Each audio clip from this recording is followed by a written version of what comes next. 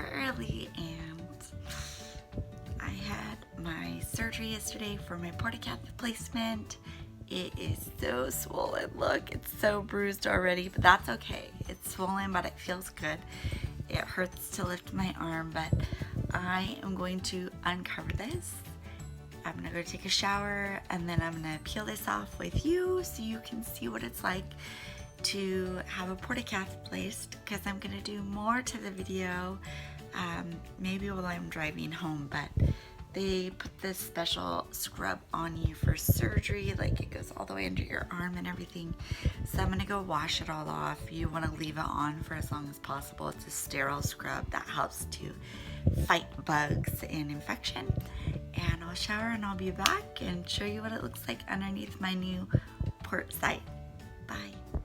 Wow, it's been a long day. Yeah, obviously I'm in a totally different room now.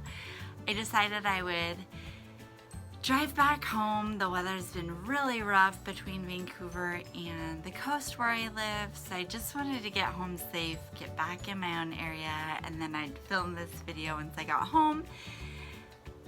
Wow.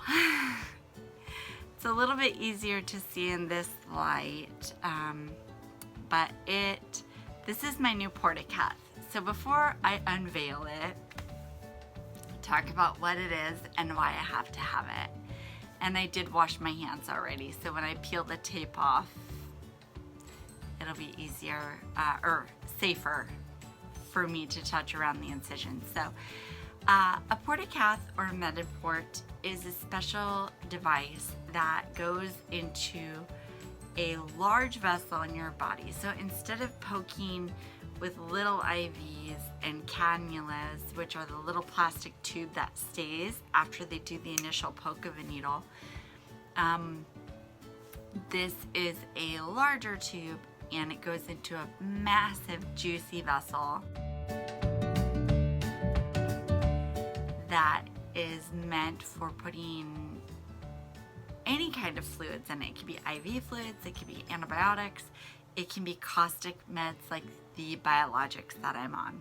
For those of you who don't know, I have a couple different autoimmune diseases. Well, more than a couple autoimmune diseases. Some are not diagnosed yet, but they require me to take both chemotherapy and biologics. The biologics I get in an infusion once a month, and unfortunately my veins just aren't holding up any longer, whether it's the number of needle sticks that I have to have for each infusion, the medications that I'm on for the autoimmune conditions, or just my age, short and sweet, my age.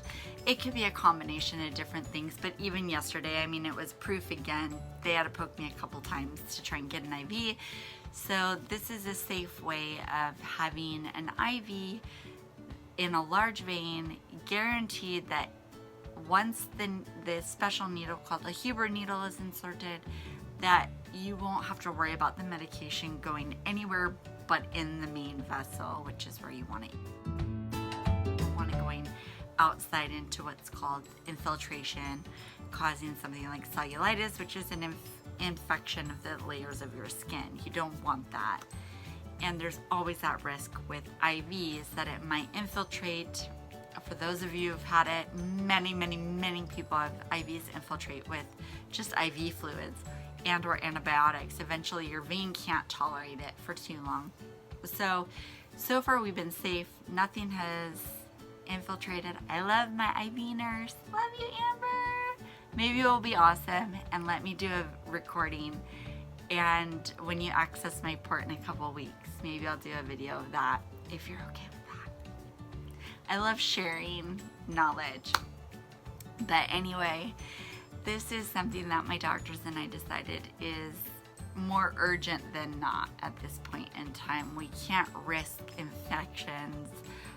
I get sick so easy as it is. So they decided to do this. It is a sterile procedure.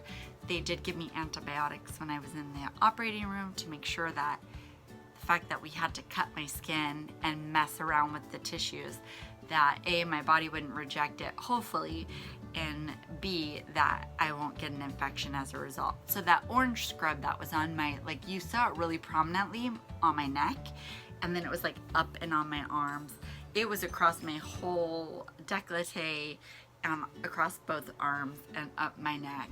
That's called chlorhexidine. You do a shower the night before, the shower the morning of with this special Hibiclens or chlorhexidine. It's in Walmart, Kmart, Target, Safeway, Fred Meyer. It's in all the major box stores. It's a very concentrated soap that helps to neutralize and kill bacteria that are found on your skin.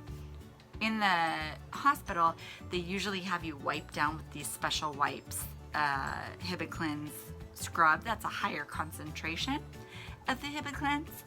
And then in the OR, they actually use Hibiclens another degree up from that.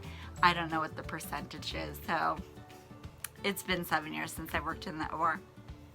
It's generally orange or a blue color. Several layers they do around the area that they're going to insert, and then they scrub outward, and then they'll do sometimes just like yesterday, I'm sure they did like under one arm and then on the other side, and then they really focus they scrub in a circle away from where they're going to cut, and they do it multiple times, and then they wait 3 to 5 minutes for it to dry. And once it's dry, they will do their magic work while you're asleep. You're usually asleep by the time they do that prep anyway. So I was told yesterday that these two gauze with what's called a tegaderm, you can kind of see, it looks like I've got massive wrinkles with a transparent dressing on, to leave it on for about 24 hours just to help keep the pressure on there and protect and pad where they had to cut. Help with the bruising because I'm a bleeder, and I definitely am swollen all the way up into here. I'm swollen all the way down here and about to right there. But this is the first you're gonna get to see what it looks like. So everything's under the skin. You're just gonna see incisions. Even I think my husband was confused by it. Like, I thought there was gonna be a hole in your chest, but there's not. So I guess without further ado, here we go. So everything is tucked away underneath the skin, and there is a special needle that they have to use called a Huber needle, and this tape hurts. FYI, if you're taking band-aids off or any kind of dressings, this kind of tape, once you get a foothold, if you pull away, it helps to break the adhesive, or pull your skin taut kind of away from it, and it won't pull nearly as bad. I say that and it still hurts. Everything's really tender in there, but I know I'm going to be bruising. It's natural with my bleeding stuff, my bleeding condition, but I've been floored. Everything has been fantastic with these 2 surgeries, and I expect that the next one's going to go just as well. We're going to go 3 for 3 this year. Next one's in just a couple weeks, and then hopefully all my surgeries will be done for 2019. So surgery number 50 is in the books, and I know it's taking a little long. The dressing's just pulling my baby hairs, and I definitely see it. So they mark your skin with the side that you're gonna have surgery on, even if you don't have implanted devices. And I can already start to see the bruising under there, so I know it's gonna be bruising over the next couple days. And I know my hair is a wreck. It's gonna get done in a couple days too. Fresh new look.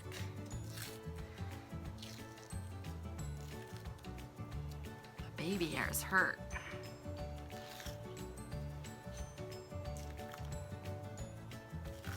Ouch.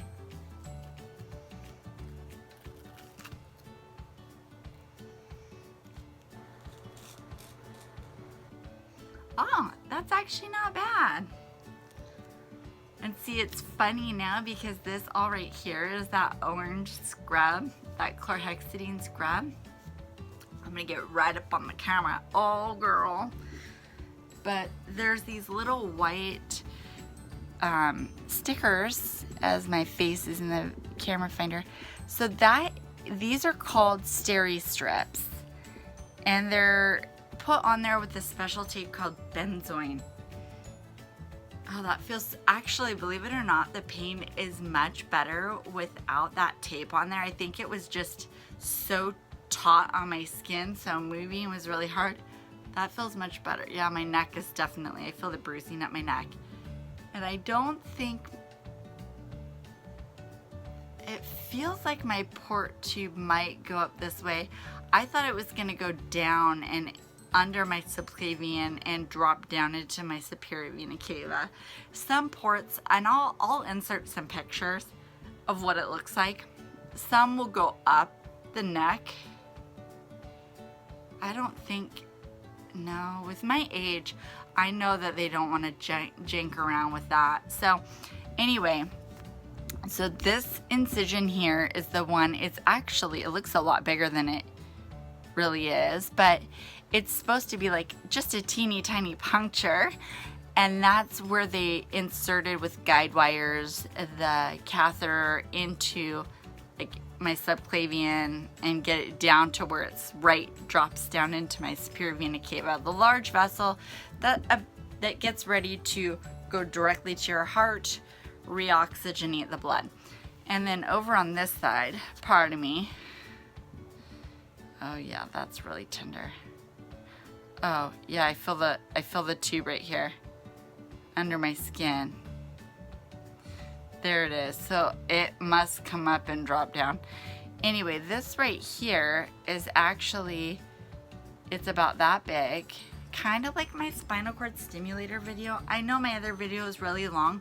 You can fast forward through the beginning of it and see my spinal cord stimulator, which has a lot of pictures and information.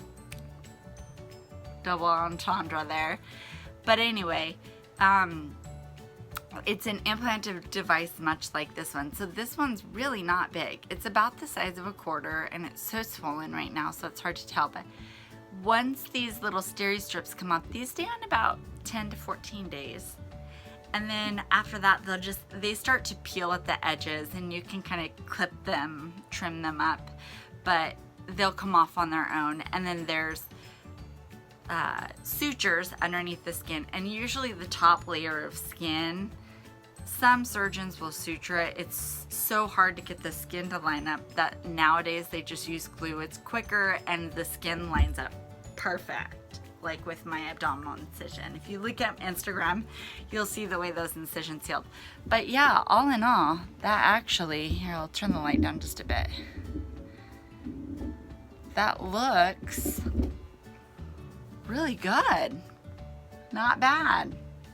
And they'll heal up, and then I'll be able to do, like, literally I'm allowed to go back to work, and I work as a nurse, so lifting, twisting, turning, it's tender, but I can do everything because it's all enclosed. And if I wanted to be extra safe tomorrow, I could put a Band-Aid over the top, but I know they really don't want you trapping potential bacteria like sweat and germs and bugs. So I'll just wear my high tank tops or a t-shirt underneath just to protect my skin, but everything's good. And then once I shower, this little extra chlorhexidine area will be oh yeah, that's where the tube goes. I feel it now. It's tender. It's really tender where they had to tunnel the tube under.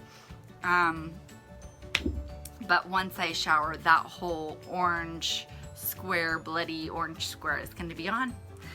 So that's what a Port-A-Cath is, and I'll insert pictures. But now what they'll do from here on out is once these steri strips come off, they literally will have a special, if I could bend my finger in the right direction, it's like a 90-degree angle needle that goes straight into your skin, and then there's tape that goes over it while you're getting an infusion, or if you have to have your blood drawn, you don't even have to have tape over the top. They just poke it in, draw the blood out, and then they put heparin in it afterwards, because you don't want this tube to clot. Blood in any kind of tube, even an IV tube, can clot and then go bad, and you don't want that. So they usually will put heparin in it, just enough to coat the whole tube, and then you're done. Hope this was helpful. Bye.